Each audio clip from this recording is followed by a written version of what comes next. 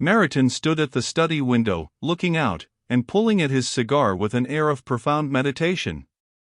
Upon the hearthrug Dr. Bartholomew, clad in baggy tweeds, stood tugging at his beard and watched the man's back with kindly, troubled eyes. "Don't like it, Nigel, my boy, don't like it at all," he ejaculated, suddenly, in his close-clipped fashion. "These detectives are the very devil to pay. Get 'em in one's house and they're like doctors, including, of course, my humble self, difficult to get out. Part of the profession, my boy. But a beastly nuisance. Seems to me I'd rather have the mystery than the men. Simpler, anyway. And fees, you know, are heavy." Meriton swung round upon his heel suddenly, his brows like a thundercloud. "I don't care a damn about that," he broke out angrily. "Let 'em take every penny I've got, so long as they solve the thing. But I can't get away from it, I just can't. Hangs over me night and day like the sword of Damocles. Until the mystery of Wynn's disappearance is cleared up, I tell you Toinette and I can't marry. She feels the same. And we've the house all ready, you know, everything fixed and in order, except this. When poor old Collins disappeared, too, I found I'd reached my limit. So here these detectives are, and, on the whole, jolly decent chaps I find 'em." Dr. Bartholomew shrugged his shoulders as if to say, "Have it your own way, my boy." But what he really did say was, "What are their names?" "Young chaps Headland, George or John Headland, I don't remember quite which. Other one's Lake, Gregory Lake." Good name that, Nigel. Ought to be some brains behind it. But I never did pin my faith on policemen, you know, boy. Scotland Yard's made so many mistakes that if it hadn't been for that chap Cleek, they'd have ruined themselves altogether. Now, he's a man, if you like. Pity you couldn't get him while you're about it." The impulse to tell who George Headland really was to this firm friend who had been more than a father to him, even in the old days, and who had made a point of dropping down upon him, informally, ever since the trouble over Dacre Wynn's disappearance, took hold of Nigel. But he shook it off. He had given his word. And if he could not tell Toinette, then no other soul in the universe should know. So he simply tossed his shoulders, and, going back to the window, looked out of it, to hide the something of triumph which had stolen into his face. Truth to tell, he was obsessed with a feeling that something was going to happen, and happen soon. The premonition, to one who was not used to such things, carried all the more conviction. With Cleek on the track, anything might happen. Cleek was a man for whom things never stood still, and his amazing brain was concentrated upon this problem as it had been concentrated, successfully, upon others.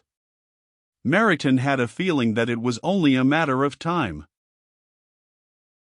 Then, just as he was standing there, humming something softly beneath his breath, the cavalcade, headed by Cleek and Mr. Narkom, rather grim and silent, reached the gateway. Behind them Meriton gave a sudden cry which brought the doctor to his side. Behind them 3 men were carrying something bulky and large and wrapped in a black oilskin tarpaulin. And one of the men was Headland's servant, Dollops. He recognized that, even as his inner consciousness told him that his something was about to happen now.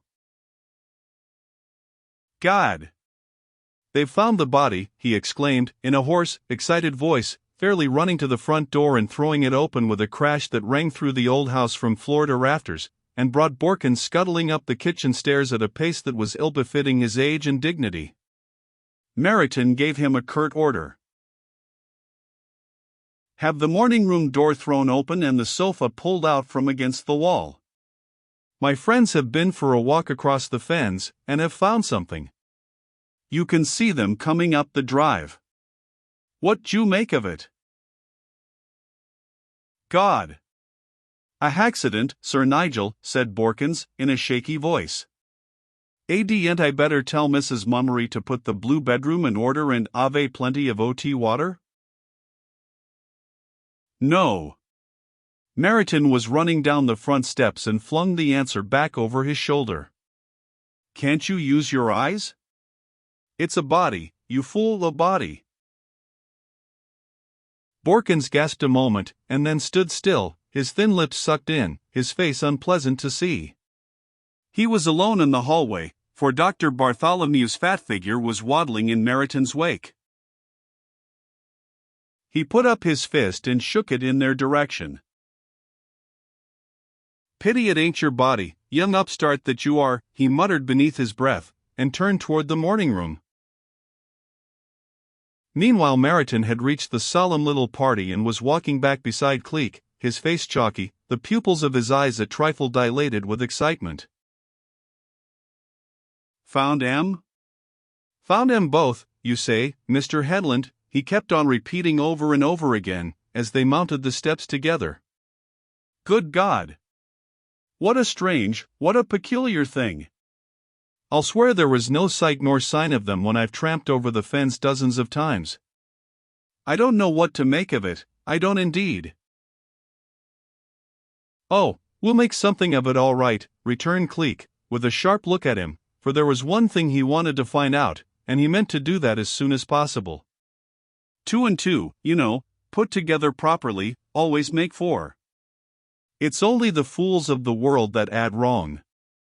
If you'd had as much practice as I've had in dealing with humanity, you'd find it was an ever-increasing astonishment to see the way things dovetail in. Who's this, by the way? He jerked his head in the direction of the doctor, who had stopped at the foot of the steps and waited for them to come up to him. Oh, a very old friend of mine, Mr. Headland. Dr. Bartholomew. Has a very big practice in town, but a trifle eccentric, as you can see at first glance. Cleek sent his keen eyes over the odd-looking figure in the worn tweeds. I see. Then can you tell me how he finds time to run down here at leisure and visit you? Seems to me a man with a big practice never has enough time to work it in. At least, that has been my experience of doctors. Meriton flushed angrily at the tone. He whipped his head round and met Cleek's cool gaze hotly. I know you're down here to investigate the case, but I don't think there's any reason for you to start suspecting my friends, he retorted, his eyes flashing. Dr. Bartholomew has a partner, if you want to know. And also he's supposed to be retired. But he carries on for the love of the thing. Best man ever breathed, remember that. Cleek smiled to himself at the sudden onslaught. The young pepper pot. Yet he liked him for the loyal defense of his friend, nevertheless. There were all too few creatures in the world who found it impossible to suspect those whom they cared for, and who cared for them.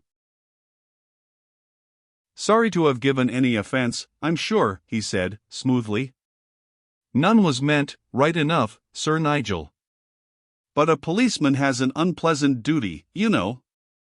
He's got to keep his eyes and his ears open. So if you find mine open too far, any time, just tip me the wink and I'll shut 'em up again. Oh, that's all right, said Meriton, mollified, and a trifle shamefaced at the outburst. Then, with an effort to turn the conversation, but think of Findin M. both, Mr. Headland.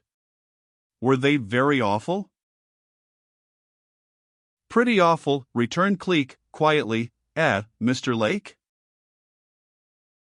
God bless my soul, yes, threw in that gentleman, with a shudder. Now then, boys, if you don't mind, he took the attitude of a casual acquaintance with his 2 assistants who helped to bear the burden. Come along inside. This way, that's it. Where did you say, Meriton? Into the morning room? All right. Ah, Borkins has been getting things ready, I see. That couch is a broad one. Good thing, as there are 2 of 'em.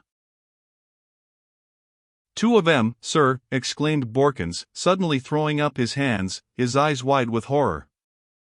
Mr. Narkom nodded with something of professional triumph in his look. 2 of 'em, Borkins. And the second one, if I don't make any mistake, answers to the description of James Collins, eh, Headland?" Cleek gave him a sudden look that spoke volumes. It came over him in a flash that Narkom had said too much, that it wasn't the casual visitor's place to know what a servant who was not there at the time of his visit looked like. "At least, that's as far as I can make out from what Sir Nigel told me of him the other day," he supplemented, in an effort to make amends. "Now then, boys, put him there on the couch. Poor things. I warn you, Sir Nigel, this isn't going to be a pleasant sight, but you've got to go through with it, I'm afraid. The police'll want identification made, of course. Hadn't you better phone the local branch? Someone ought to be here in charge, you know." Meryton nodded. He was so stunned at the actuality of these two men's deaths, at the knowledge that their bodies, lifeless, extinct, were here in his morning room, that he had stood like an image, making no move, no sound. "Yes, yes," he said, rapidly, waving a hand in Borkins's direction. "See that it's done at once, please. Tell Constable Roberts to come along with a couple of his men. Very decent of these chaps to give you a hand, Mr. Lake. That's your man, Dollops, isn't it, Headland? Well, hadn't he better take Em downstairs and give Em a stiff whiskey and soda? I expect the poor beggars have need of it." Cleek held up a silencing hand. "No," he said, firmly. "Not just yet, I think. They may be needed for evidence when the constable comes. Now." He crossed over to where the bodies lay, and gently removed the covering. Meryton went suddenly white, while the doctor, more used to such sights, bit his lips and laid a steadying hand upon the younger man's arm. "My God," cried Sir Nigel, despairingly. "How did they meet their death?" Cleek reached down a finger and gently touched a blackened spot upon Wynn's temple. "Shot through the head, and the bullet penetrated the brain," he said, quietly. "Small caliber revolver, too. There's your frozen flame for you, my friend." But he was hardly prepared for the event that followed. For at this statement, Meryton threw a hand out suddenly, as though warding off a blow, took a step forward and peered at that which had once been his friend and enemy, and then gave out a strangled cry. "Shot through the head," he fairly shrieked, as Borkins came quietly into the room, and stopped short at the sound of his master's voice. "I tell you it's impossible, impossible. It wasn't my shot, Mr. Headland, it couldn't have been.